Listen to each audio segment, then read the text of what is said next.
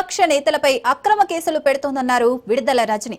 జగన్ ని సీఎం చేసే వరకు విరామం తీసుకోమని చెప్పారు. ఎన్ని ఇబ్బందులు పెట్టినా ప్రజలకు అన్ని విషయాలు తెలుసన్నారు.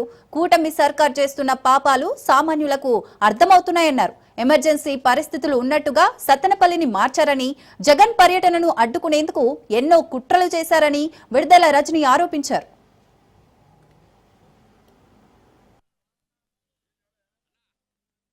మా నాయకుడు జగన్మోహన్ రెడ్డి గారు పల్నాడు జిల్లా సత్తెనపల్లి నియోజకవర్గం రెంటపల్ల గ్రామానికి నాగమల్లేశ్వరరావు చనిపోయి అయింది.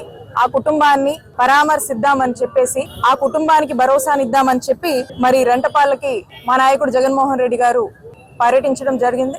ఆ పర్యటనకు మేమంతా జన సమీకరణ చేశామని, దానికి నోటీసులు ఇచ్చి విచారణకు హాజరవ్వాలని చెప్పి సత్తెనపల్లి టౌన్ స్టేషన్ నుంచి అలాగే రూరల్ స్టేషన్ నుంచి నాకు మొన్న నోటీసులు సర్వ్ చేయడం జరిగింది. ఆ విచారణకు మరి ఈరోజు నేను ఇక్కడ హాజరు కావడం జరిగింది. రాంబాబు గారు కూడా ఇక్కడ రావడం జరిగింది. మరి ఈరోజు ఆ విచారణకు సంబంధించి మీరు జగన్మోహన్